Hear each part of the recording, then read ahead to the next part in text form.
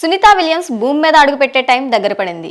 భారత కాలమాన ప్రకారం మంగళవారం సాయంత్రం 5:57 భూమి మీద ల్యాండ్ అవుతారు. దాదాపు 9 నెలల పాటు అంతరిక్షంలో చిక్కుకుపోయిన భారత సంతతికి చెందిన సునీత విలియమ్స్ మరో వ్యోమగామి బుచ్ విల్మోర్ల రాకపై చాలా రోజులుగా సస్పెన్స్ కొనసాగుతుంది. ఈ ఇద్దరిని తీసుకురావడానికి రోదసీలోకి వెళ్లిన స్పేస్ ఎక్స్ వ్యోమనౌక క్రూ డ్రాగన్ సక్సెస్ఫుల్ గా ఇంటర్నేషనల్ స్పేస్ సెంటర్ తో అనుసంధానమైంది. క్రూ 10 మిషన్లో వెళ్లిన 4 వ్యోమగాములు ఒక్కొక్కరిగా అంతరిక్ష కేంద్రంలో ప్రవేశించారు. దీంతో సునీత విల్మోర్ల రాకకు మార్గం సుగమమైంది. క్రూ 10 మిషన్లో వెళ్లిన 4 వ్యోమగాములు ఒక్కొక్కరిగా అంతరిక్ష కేంద్రంలో ప్రవేశించారు. దీంతో సునీత విల్మోర్ల రాకకు మార్గం సుగమమైంది.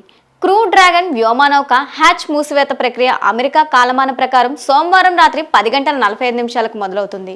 సోమవారం అర్ధరాత్రి 12:45 అంతరిక్ష కేంద్రం నుంచి క్రూ డ్రాగన్ వ్యోమనౌక అన్డాకింగ్ ప్రక్రియ ప్రారంభమవుతుంది.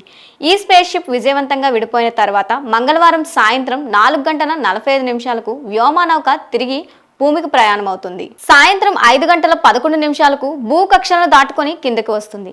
సాయంత్రం 5:57 ఫ్లోరిడా తీరానికి చేరువలో ఉన్న సముద్ర జలాల్లో స్పేస్ ఎక్స్ క్యాప్సుల్లో దిగుతుంది.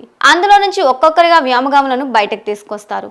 సునీత విల్మోర్లతో పాటు మరో 2 వ్యోమగాములు కూడా భూమి మీదకు రాబోతున్నారు. 2024 జూన్ 5న ప్రయోగించిన బోయింగ్ వ్యోమనౌక స్టార్ లైనర్ లో సునీత విల్మోర్లు ISS కు చేరుకున్నారు. ప్రణాళిక ప్రకారం వీరు వారం రోజులకే భూమి మీదకు చేరుకోవాల్సి ఉంది. అయితే స్టార్ లైన్ లో సాంకేతిక సమస్యలు తలెత్తడంతో వ్యోమగాములు లేకుండానే అది భూమికి తిరిగి వచ్చింది.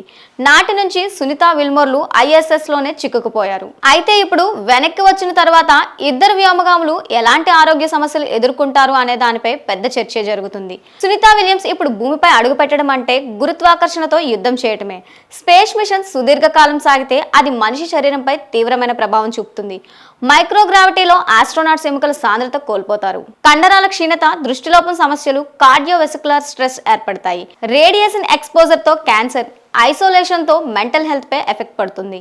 ఇన్ని హెల్త్ ప్రాబ్లమ్స్ ఎదుర్కొన్న తర్వాత భూమి మీదకు తిరిగి రావడం, ముఖ్యంగా గురుత్వాకర్షణకు లోను కావడం అంటే మళ్ళీ బ్యాలెన్సింగ్, కోఆర్డినేషన్ సమస్యలు వస్తుంది. అసలు భూమిపై నడవటమే వాళ్ళకు పెద్ద సవాల్. గాలి గురుత్వాకర్షణ శక్తి లేకపోవడం వల్ల వ్యోమగాములు అంతరిక్షంలోనే బరువులేనితనాన్ని అనుభవిస్తారు. దీనివల్ల పాదాలపై కాలిస్ మాయమవుతుంది. బేసిక్ గా చర్మపు మందపాటి భాగాన్ని కోల్పోతారు. ఎక్కువసేపు అంతరిక్షంలో ఉన్నప్పుడు గురుత్వాకర్షణకు గురి కావడం వల్ల ఎముకల సాంద్రత చాలా తగ్గిపోతుంది. ఈ సమస్యలను అధిగమించడానికి వ్యోమగాములకు చాలా కాలం పడుతుందని వైద్యులు చెప్తున్నారు.